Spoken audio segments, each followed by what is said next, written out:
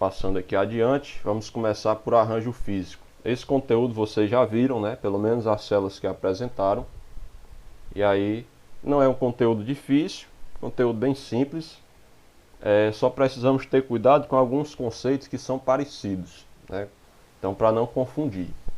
Mas arranjo físico é tranquilo. Então, começando aqui por arranjo físico, que seria o conceito de arranjo físico.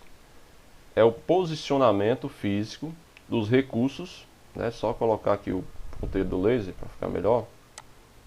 Pronto, é o posicionamento físico dos recursos transformadores de uma empresa, ou seja, as instalações, equipamentos e pessoas que trabalham na empresa. Então é a forma como se posiciona cada equipamento e as pessoas também, de forma que esse posicionamento favoreça um trabalho rápido, eficiente e eficaz.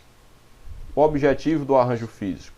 Qualquer momento, só lembrando, vocês podem parar, fazer alguma pergunta, acrescentar alguma coisa, um exemplo, né? Então, pelo chat, aqui eu dou uma olhadinha, mas pelo microfone se torna mais rápido. Qual é o objetivo do arranjo físico?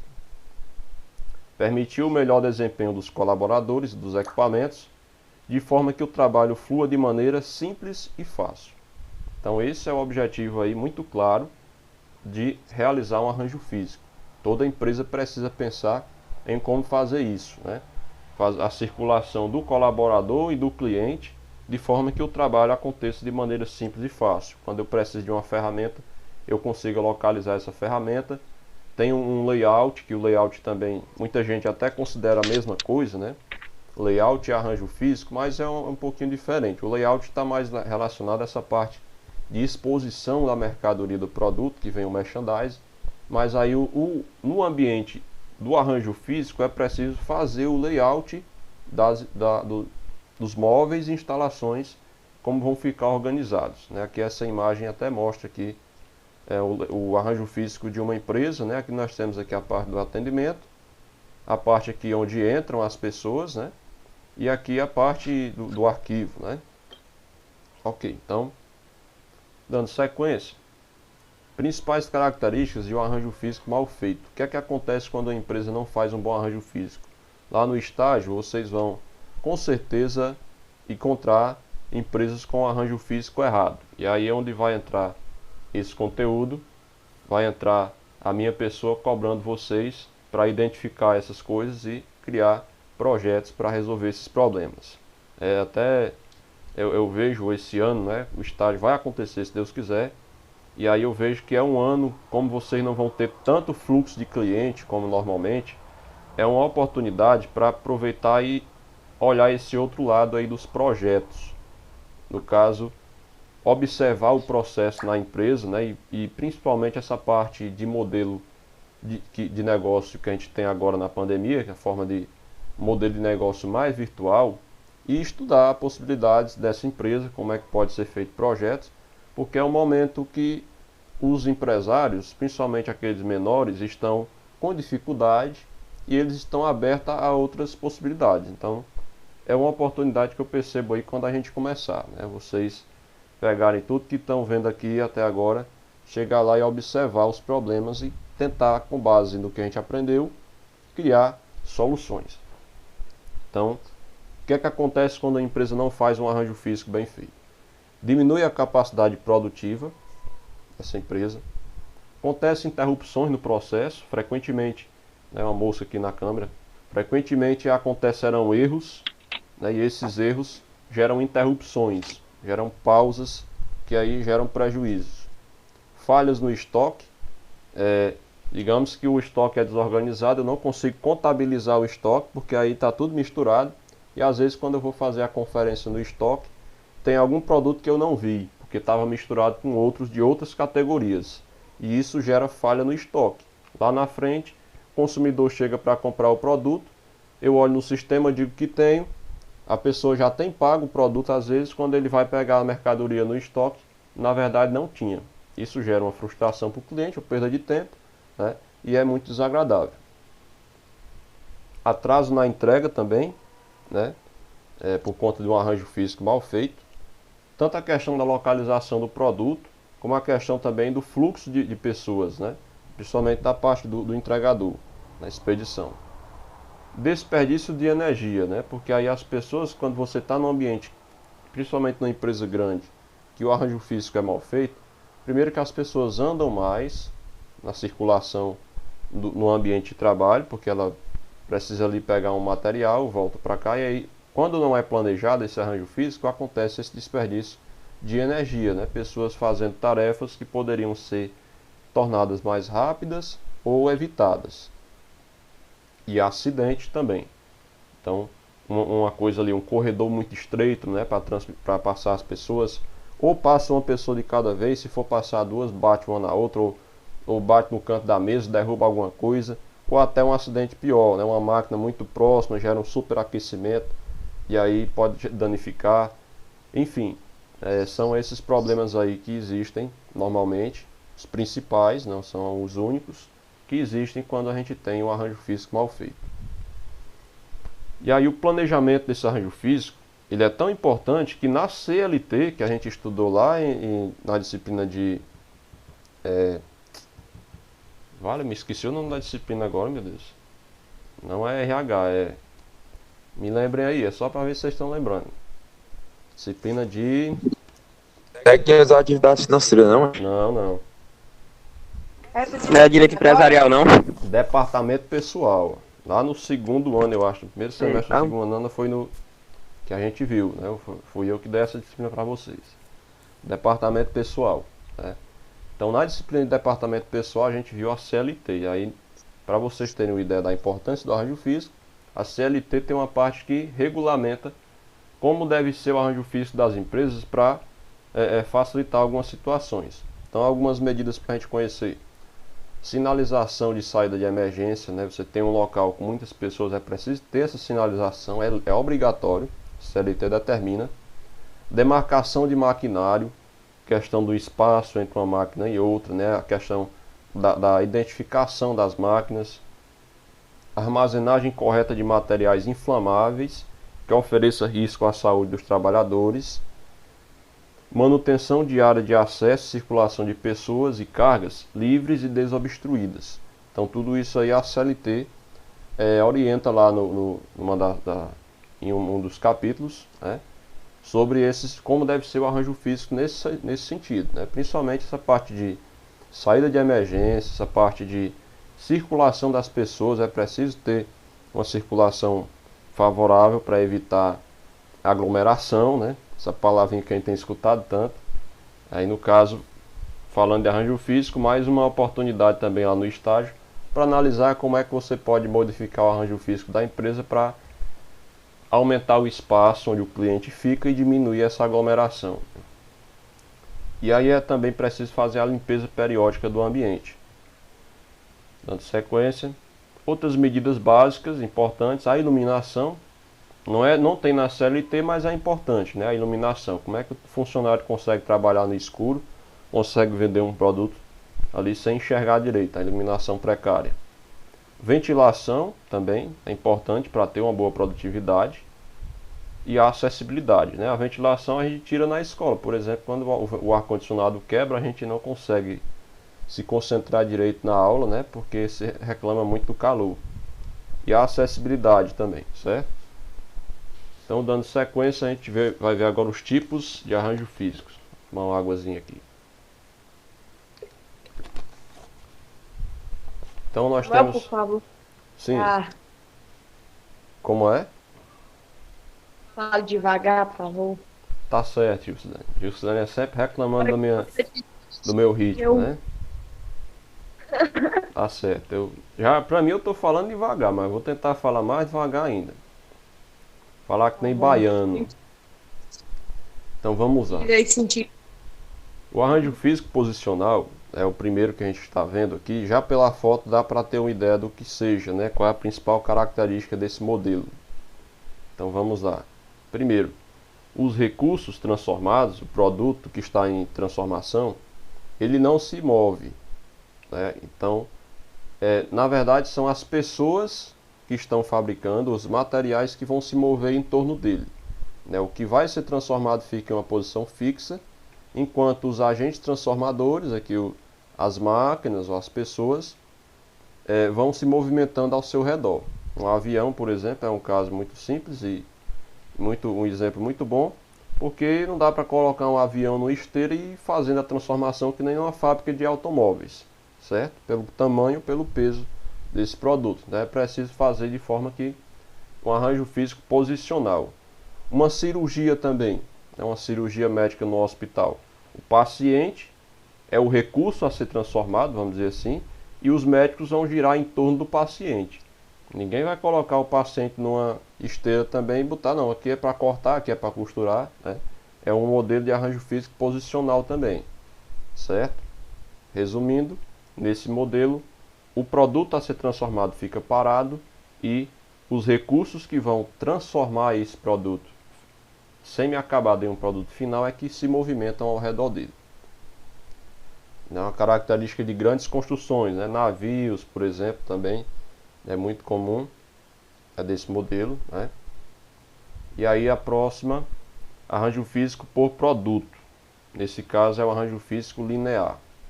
Características, aqui você já vê pela imagem também como é que funciona. É aquele modelo tradicional, né, da fabricação na esteira. Então o produto ele vai circulando e a cada etapa, cada local que ele passa, ele sofre uma transformação até chegar no final como um produto acabado. Então é um arranjo usado para dar conta de um grande número de processos ao mesmo tempo e a um volume alto, né, de demanda. É um tipo de arranjo que favorece a rapidez. Quando eu tenho grande quantidade a ser fabricada, normalmente eu utilizo o modelo de arranjo físico por produto, porque aí favorece a rapidez na produção. Então nesse modelo a linha de produção segue um ritmo único, pré-estabelecido. No fim de uma etapa, automaticamente já se inicia outra. O produto ele passa por uma etapa, já começa outra, até chegar aqui, certo? Terceiro modelo, terceiro tipo, é o arranjo físico por processo, ou também chamado de funcional. Como o nome diz, é de acordo com a função. Como é que funciona? Nesse caso aí, né, os processos similares são posicionados juntos uns dos outros. Vamos entender melhor. É assim, no hospital, que é um exemplo bem simples para a gente compreender. Eu tenho a parte de cirurgia, tenho a parte ali de cardiologia, tenho a parte da recepção, tenho a parte de exames, de raio-x, né? Eu tenho vários setores. Então, para cada fluxo de pessoas ali, vai ser de acordo com o processo. Não existe uma regra que não, você tem que ser por aqui para fazer um exame do coração, para depois, para cada necessidade, cada situação, tem um setor. Então, nesse caso, ele se dá a movimentação do paciente de acordo com o processo, de acordo com a função. Se ele está com um problema no coração, se ele vai fazer um raio-x, ele vai para um local específico. No caso, não precisa seguir sempre uma regra que tem que passar por todos os setores. Ele vai para onde ele está com o problema, certo? Deu para entender? Nesse caso, o paciente que nós estamos falando aqui do que movimentos vai para onde ele precisa. Não é que não é diferente do por produto, que aí a pessoa teria que passar por todas as etapas aqui, todos os setores do hospital, certo? O hospital é um exemplo muito simples. Outro exemplo muito claro aqui que a gente pode dar é do supermercado, onde a gente tem os corredores por função, a parte da limpeza, a parte de alimentos, né? Nós temos os departamentos. É um arranjo físico por processo também, porque para cada setor, para cada departamento, tem a sua área definida, né? A sua função. É um exemplo também de arranjo físico por processo. Nós temos também o arranjo físico celular. Vamos entender aqui. A característica desse modelo é que os recursos, né, unir os recursos que não necessariamente são similares, mas que possuem etapas semelhantes de procedimento. Exemplos. Novamente o caso do hospital. Lá no hospital eu tenho um departamento, um setor de maternidade. Eu posso ter uma maternidade separada de um hospital, só maternidade? Posso. Mas aí a maternidade é uma célula que fica mais interessante que ela esteja dentro de um hospital. Porque ali eu posso transferir a pessoa para outro setor de repente acontece uma hemorragia, ela precisa fazer um procedimento, né? E então ali é mais fácil. Nesse caso aqui é outro tipo de serviço, mas ele está dentro, essa célula que é a maternidade está dentro de algo maior que é o hospital. Outro exemplo, né? A praça de alimentação dentro do shopping center. Também é uma célula que eu posso ter um restaurante em qualquer lugar. Mas o shopping center ali é um local estratégico porque eu tenho pessoas comprando, de repente uma hora ou outra ela vai sentir fome e ali ela já tem um local que ela pode se alimentar. Uma padaria dentro de um supermercado também é um modelo de arranjo físico celular, né? Porque aqui, como o conceito diz, eu estou unindo recursos que não necessariamente são similares. Padaria não é a mesma coisa que o supermercado. Ou a maternidade não necessariamente é igual ao hospital, mas existem etapas semelhantes nesse processamento dessas duas atividades que aí facilita com que uma fique próxima da outra, né? Não faz sentido eu vou montar uma estrutura de um hospital e a maternidade eu vou fazer lá na outra rua, né? Por quê? Facilitaria se fosse tudo já no mesmo local. E nós temos o modelo híbrido, né, o arranjo físico híbrido, que aí é quando eu junto mais de um modelo, né, dentro de uma só tarefa. Nesse caso eu peguei o exemplo aqui, um restaurante e um buffet, né? Se você pegar a cozinha do restaurante, ela tem um modelo de arranjo físico por... Quem é que me diz aí qual é o modelo da cozinha normalmente? O fluxo de pessoas na cozinha. Dos que eu falei até agora, qual é o modelo? Qual é o tipo de arranjo físico da cozinha de um restaurante?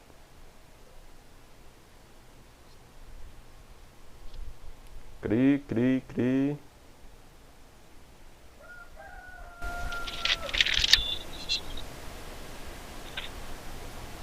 Aguardando, vamos lá. Quem é que arrisca?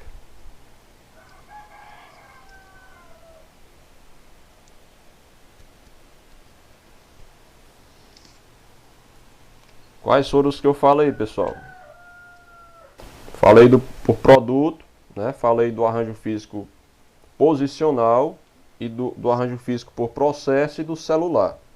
Se eu for pegar a cozinha de um restaurante, qual é o tipo de arranjo físico ideal? Samuel, acho que é o de processo, né, não? Show, Marcelão. Muito bem. Exatamente.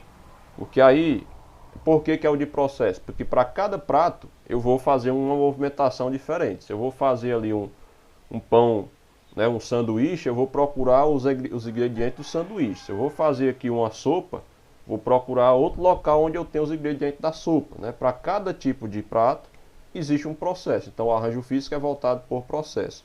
Mas no caso do buffet, né, que a gente chama também do self-service, é o arranjo físico posicional. Eu tenho ali a comida num lugar só, parado, e as pessoas é que vão lá pegar a sua comida naquele local. As pessoas vão circular ao redor da comida. Então, dentro de um mesmo local, aí eu vou ter dois arranjos físicos, né? No caso do restaurante, a cozinha do restaurante é por processo, mas a parte do buffet é posicional. Mesma coisa com os setores de um hospital e a sala de cirurgia, né? Então, na sala de cirurgia também é um arranjo físico por posicional. Eu tenho ali o paciente, e enquanto o médico e os auxiliares vão circular em volta dele para fazer a cirurgia. Em outros setores não, né? Eu vou ter as alas, a parte de cardiologia, né? A parte de exames, né? Eu não lembro, não sei dizer quais são os setores, as alas de um hospital agora, mas eu vou ter as alas que aí é um arranjo físico também por processo, de acordo com a necessidade. Então, a gente encerra essa parte de arranjo físico. Eu acredito que foi bem simples, não tem muita complicação essa parte.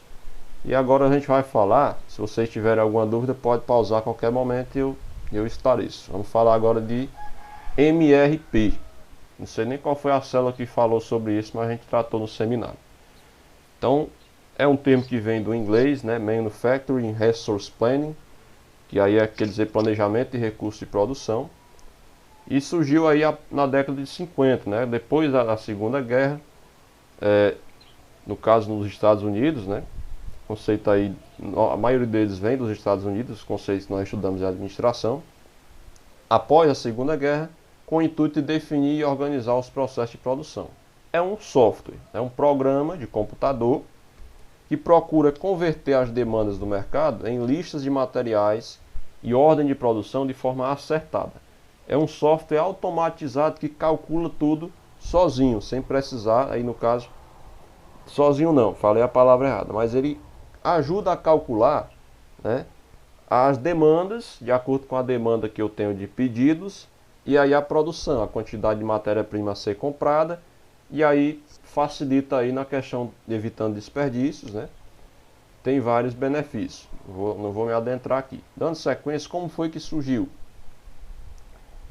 Depois dos anos 60, nessa parte da indústria americana depois da guerra, teve um período aí de crescimento, a gente sabe disso. Vocês já estudaram isso em outras matérias.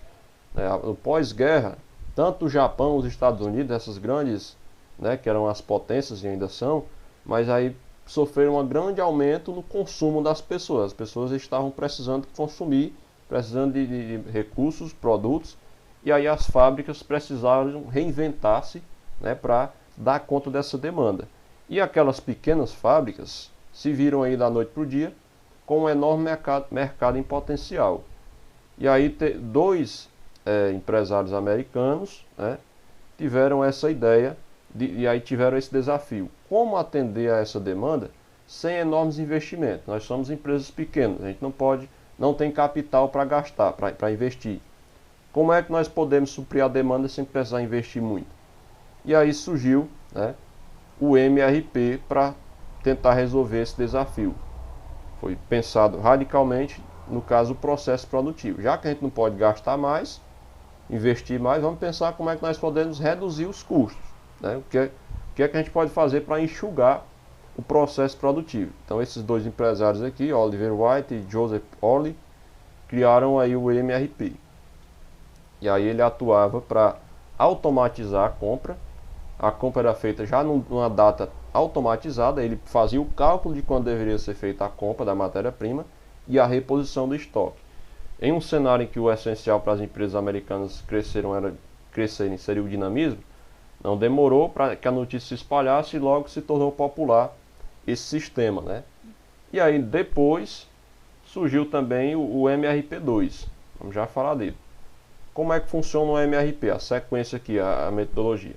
Ele pega, né, ele reúne todos os componentes para fazer o cálculo, faz o cálculo do estoque, define a quantidade de compra e aí isso gera uma sustentabilidade industrial. E aí ele utiliza 3 dados para isso. Qual é a demanda prevista, ele pega o histórico do período anterior, faz a média, calcula a demanda prevista para o período futuro, certo? Com isso ele calcula a quantidade de matéria-prima, fornece na informação da lista de materiais a quantidade que deve ser comprada e de acordo com o saldo de estoque ele também define aí quanto é preciso para suprir a demanda. Hoje esse sistema já é considerado um sistema simples, porque de lá para cá sofreram avanços, né? houve avanços em cima desse sistema. Mas naquela época, lá nos anos 60, era um sistema considerado revolucionário, né?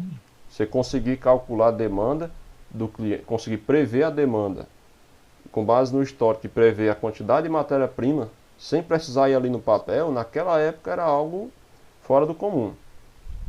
E tudo era feito de forma automatizada por esse programa, com o objetivo de não gerar nem excessos nem escassez de matéria-prima. Já que eu tinha empresas pequenas, que eu não podia investir muito, eu tinha que trabalhar com pouco, e esse pouco tinha que render. Então não podia haver excesso para não haver desperdício, e nem escassez para não haver falta de atendimento à demanda. Benefícios principais aí do sistema: otimiza o tempo produtivo, que ele já calcula tudo sozinho, torna o planejamento mais certeiro, diminui os gastos desnecessários, aumenta a confiança na decisão e reduz as falhas humanas, certo? Que aí é feito automatizado, né? Aí nós temos o MRP2. Vamos lá. Na verdade, qual seria a diferença entre o MRP e o MRP2? Então, o que é que vocês acham aí?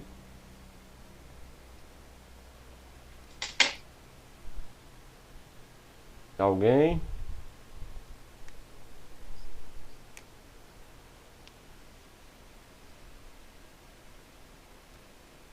Pronto, vamos lá. Vocês estão com preguiça de falar, mas vamos participar mais, viu? Então a diferença é o seguinte, o MRP2 é uma evolução do MRP, simples. Ambos têm o mesmo objetivo, que eu já falei no slide anterior, né? Evitar o excesso e evitar a escassez, para que haja uma previsão próxima da realidade e o cálculo seja mais exato. Porém, o MRP2, ele já, por ser uma evolução do MRP, ele tem funções vinculadas com o planejamento de vendas, negócios e operações, né? Que aí já ele considera não somente as informações da produção, da parte de fábrica. Nesse caso, ele vai, por exemplo, para prever a demanda, ele vai considerar o mercado, informações de mercado. Ele considera aí também informações de quantidade de venda, não só a quantidade de estoque, mas ele considera o que foi vendido também, né? E aí ele utiliza mais informações que vão além da parte industrial. É a evolução, no caso, a diferença para ele. E a escolha de um e outro, né, se vocês perguntarem, né, qual é o melhor, qual deve ser utilizado? É o 2, porque é o mais moderno? Mas aí depende. Se você tem uma empresa pequena, não compensa você pagar por um sistema MRP2, sendo que a sua necessidade ela se satisfaz muito bem com um MRP, só para olhar a parte de produção ali do estoque. Então é de acordo com a operação da empresa. Operações complexas exigem um sistema mais avançado, né, de informações, um MRP2. E aí ele resolve esses problemas desde a chegada da matéria-prima ao estoque até a entrega do produto acabado. Então por isso que ele se torna mais avançado, porque ele vai além da parte da indústria, né? Vai além das informações do chão de fábrica. Samuel, Oi. e no RP1 ele se preocupa com a demanda, né? E no MRP2 ele já se preocupa com exigências que vão surgir futuramente, não com a demanda que está acontecendo agora, mas futuramente, né? Acho que é uma coisa assim. Exatamente. Ele vai olhar não só o que tem no estoque, não só o histórico dos períodos anteriores, mas ele vai entender, tentar pegar informações para medir as tendências do mercado, né? De acordo com o estudo que é feito aí além do estoque. Exatamente. Muito bem, senhora Tailana. E aí nós temos também o ERP, né? Por isso que eu disse no começo que a gente tem que ter cuidado aí só para não confundir esses nomezinhos, essas siglas, né? Para a gente não confundir no momento da avaliação. E o ERP, a sigla Enterprise Resource Planning, que aí quer dizer Sistema de Gestão Integrado. Ele também continua tendo o mesmo objetivo dos anteriores, só que aí a diferença dele, né? Ele ainda é uma evolução também do 2. A vantagem dele para os outros é que ele centraliza as informações em um único lugar. Ele pega todos os departamentos da empresa, junta todas as informações, faz os cálculos necessários e mostra aqui o relatório, né, de forma unificada, num lugar só. Isso facilita para interpretar as informações. Porque no MRP2, no 1, ele vai me dar um relatório ali que eu vou ter que estudar o relatório e tentar tirar as informações dali, né? Mas a informação não vem pronta, não vem enxuta. E no ERP ele já dá a informação num único lugar, né? De forma mais enxuta para facilitar a tomada de decisões. E para finalizar, eu disse que eu ia ser bem enxuto, né? A gente só tem agora o Just in Time e ainda são 2h40. Vocês com certeza já viram o Just in Time, né? Faz parte da nossa disciplina também. Que aí o que seria o Just in Time? Deixa eu traduzir o termo, quer dizer no tempo certo. Pelo termo 3 palavrinhas que a gente já consegue entender sem dificuldade. É um sistema de administração da produção que determina tudo o que precisa ser produzido, né? Transportado e comprado na hora certa. E tudo precisa ser produzido, transportado e comprado no momento certo.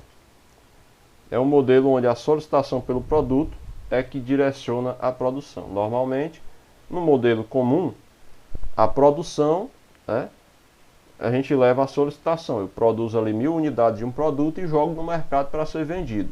No modelo Just in Time é o contrário. Primeiro eu tenho o pedido do cliente para depois produzir, né? Caminho contrário. Aí, qual o objetivo desse modelo, desse sistema? Produzir a quantidade demandada a uma qualidade perfeita, é importante ressaltar. O Just-in-Time ele não se preocupa só com a questão do estoque. Esse é o principal fator do Just-in-Time. É o princípio inicial dele, é a questão do estoque zero, né? Eliminar estoque. Mas não é só isso.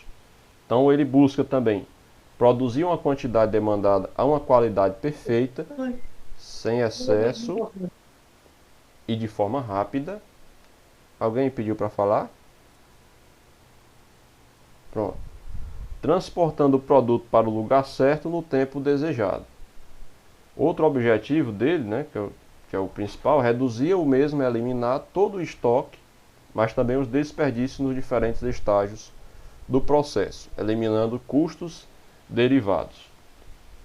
Aí é uma questãozinha aqui que eu acho que vocês devem saber bem facinho. Qual dessas empresas aí deu origem ao Just-in-Time? Onde foi que ele surgiu? Ford, Chevrolet, Toyota ou Fiat? Foi na Toyota. Ai, não, foi. É, exatamente, Marcelo. Pronto. Não, eu sei, eu achei mais parecido. Pronto, Marcelo disse Toyota, Tailândia disse Ford, mas depois corrigiu, né? E realmente foi a Toyota, né? O modelo japonês aí, que surgiu também depois da Segunda Guerra, onde as empresas japonesas estavam com essa necessidade de se reinventar, e aí surgiu esse modelo Just-in-Time, que é um conceito originado lá dentro da fábrica da Toyota, que é o sistema Toyota de produção. Vocês já ouviram falar bastante.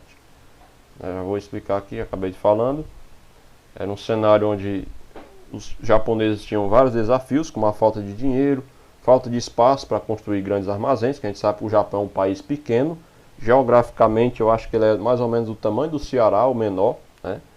E a falta de recursos naturais. Então, eles precisavam de espaço, e aí estoque não combina com espaço. Então, criaram-se um sistema onde eu só ia fabricar depois que eu tivesse a venda garantida. Que aí eu fabricava e vendia logo, sem precisar armazenar, certo? Se deu por isso. Os princípios do Just-in-Time: eliminação de estoque, que é o mais importante, eliminação de desperdício, produção em fluxo contínuo. Por que esse fluxo contínuo? Não é produzir aqui metade e parar, não. Teve o pedido do cliente, pronto, ele pediu 10 unidades. Então eu vou fazer essas 10 unidades, eu só vou parar a produção quando eu terminar.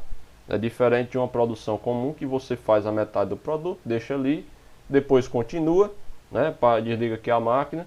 Não, eles têm um fluxo contínuo. Ele só para a produção na hora que ele termina aquela encomenda, aquela quantidade de pedido. E esforço contínuo na resolução de problemas e a melhoria contínua dos processos, certo? E aí são algumas metas também importantes do Just-in-Time. 0 defeitos, é uma meta. Ter uma alta qualidade em todos os aspectos. A velocidade, ter rapidez na preparação do produto. Estoque zero também, que a gente já falou, que é o principal de onde surgiu esse conceito, né?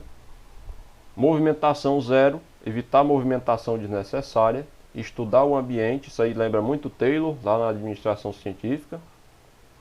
Quebra zero, evitar retrabalho e custos extras. O que é esse quebra zero? Um produto dá defeito, né? Então é preciso fazer novamente. O produto vem com defeito de fábrica. Lead time zero. Lead time, só para relembrar, quem não lembra, lead time é o tempo de espera. Então eu tenho aqui um sistema de produção que eu tenho 5 etapas. A primeira etapa está num ritmo mais acelerado do que a segunda. E aí quando a primeira termina, a segunda ainda não está pronta. Então ele vai ter um lead time ali. Então eu vou ter que esperar aqui para poder passar dar sequência na fabricação. E aí a meta do Just-in-Time é lead time zero. Terminou uma etapa, passa para outra, certo? Estou lá fabricando aqui uma Hilux. Então, no momento que eu coloco aqui essa peça da Hilux, eu já tenho que passar para outra. Ela não pode ficar ali parada no processo, não. O lead time tem que ser zero. Redução de custos, deve ser gasto somente com o necessário. E alta performance, manter a qualidade em todos os processos da organização. Ainda flexibilidade e confiabilidade, que aí lembra muito os objetivos de desempenho que a gente viu no semestre passado. Deixa eu colocar aqui o carregador rapidinho. Muito Só bem. acaba 12h50, era 3. Na verdade, nós temos em média 50 minutos a 1 hora, mas nós vamos terminar um pouco antes. Tem um momento das dúvidas, né? Já estamos concluindo aqui o slide. Então, pessoal, aqui ilustra bem o Just in Time e essa parte do Lead Time, né? Observe aqui, ó. Nós temos no modelo comum acúmulo de estoque aqui durante o processo, né? Na montagem do produto. Aqui acumulou matéria-prima, aqui também acumulou, né? Aqui no Just Time não, ela é um processo, a produção contínua. Não fica material no meio do processo. Então, no momento que esse aqui termina uma peça, ele vai passar para isso. Então não vai ficar aqui 5 parafusos sobrando para passar para a segunda etapa, que nem na produção normal. Para quê? Para evitar desperdício, para evitar prejuízo, porque aí essa peça às vezes se perde, esse parafuso fica jogado aqui, depois não serve mais, né? Ninguém sabe nem qual era a parte. Então, Just in Time, esse modelo ilustra bem essa imagem, a questão do Lead Time, né? Tempo zero, Lead Time zero. Outra imagem que ilustra bem é essa parte aqui. Numa produção comum, é assim, eu tenho aqui 1000 unidades de um produto e eu vou vendendo até chegar em zero. No caso de Just in Time, é dessa forma. Então, eu tenho um pedido de 100 unidades, eu fabrico 100, entrego. Mais 100 eu faço e entrego, né? Faço e entrego. O pedido vem antes e aí o estoque ou é zero ou é bem menor. Nesse caso aqui a gente ainda tem aqui 100 peças, né? Porque aí é de acordo com o pedido do cliente. Aqui ele faz um lote para 10 dias na produção comum e aqui eu faço lote para um dia, né? Então ilustra bem. Aplicações práticas de Just in Time, a gente tem o caso da Dell, né? Não é só a Toyota. Aí eu vou querer que alguém faça a leitura para mim aqui desse slide. É só 2 slides, pouca coisa. Vamos lá, quem sabe habilita. Deixa eu ler. Pronto, Tailândia. Quem foi que pediu primeiro? Deixa eu ler. É a Tailândia. A ideia de ter os materiais certos na hora certa, na quantidade certa, parece perfeito. No entanto, há outros exemplos, com exceção da Toyota, de implementação de sucesso do JIT? Pode A continuar. resposta é sim. Além disso, o Just in Time também tem sido aplicado com sucesso em outras indústrias, além da de produção. Só um instante, pessoal. Pera aí. Pode continuar.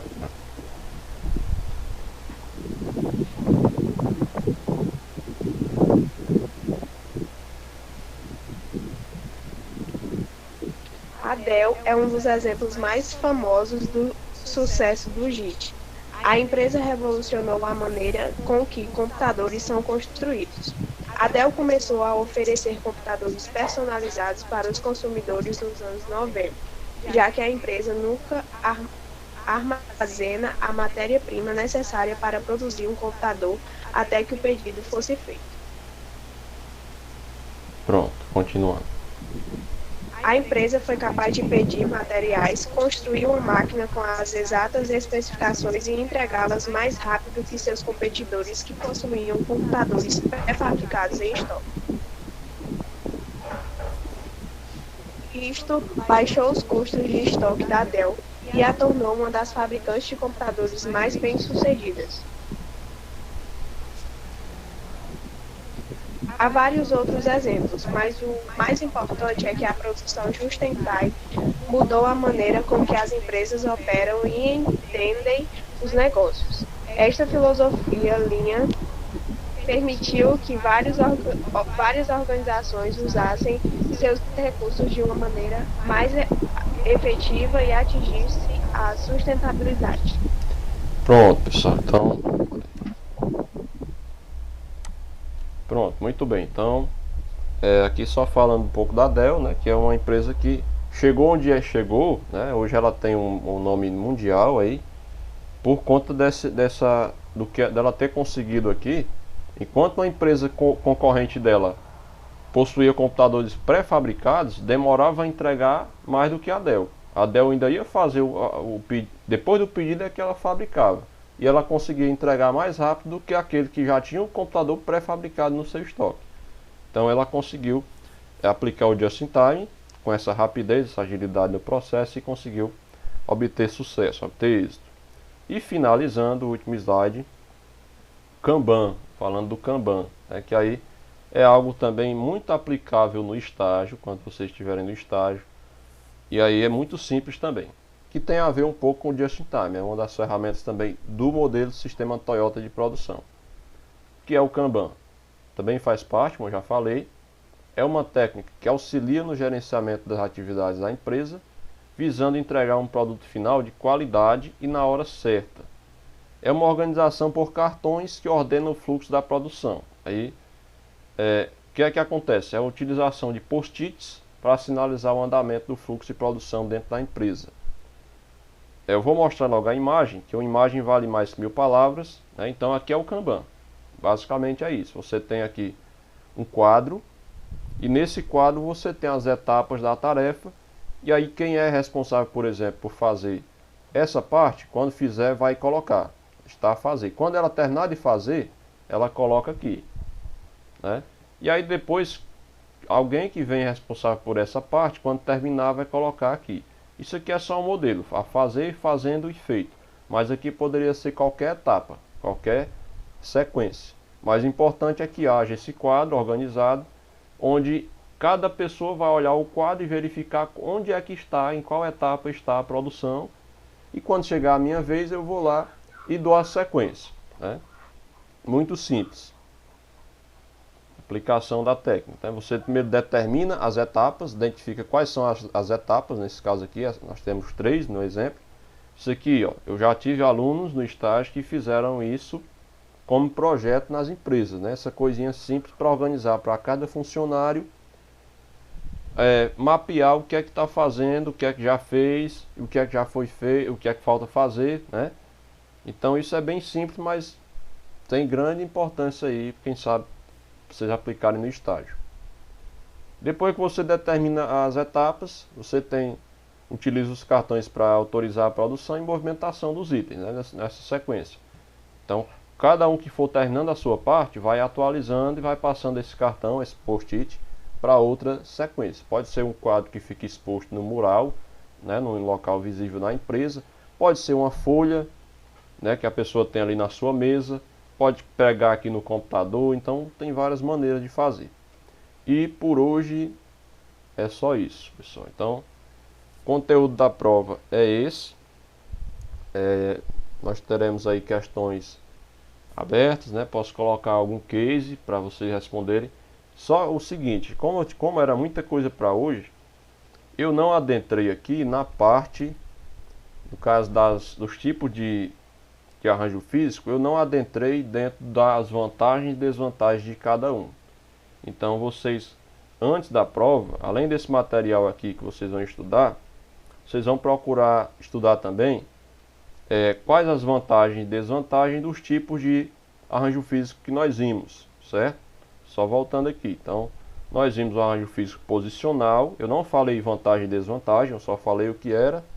Vimos o por produto, vimos o arranjo físico por processo e também o celular, certo? Então, o híbrido também, pronto. Vocês vão pesquisar aí depois quais são as vantagens e desvantagens desses modelos, que com certeza vai ter alguma questão na prova tratando sobre isso, certo? Ok, então eu vou finalizar aqui a gravação. Se houver alguma dúvida, vocês podem me dizer agora, nesse momento. Ué, Oi. não é uma dúvida, é só para pedir para você elaborar dessa vez uma prova assim, melhor. O que é que você entende como melhor, José?